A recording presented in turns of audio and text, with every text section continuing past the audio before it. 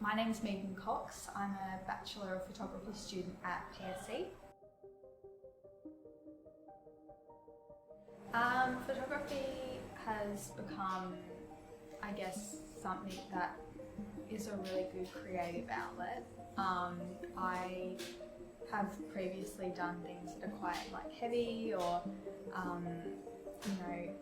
look at different social issues, and I think that doing something creative and being more hands-on has allowed me to just have a change of pace and do something that's fun.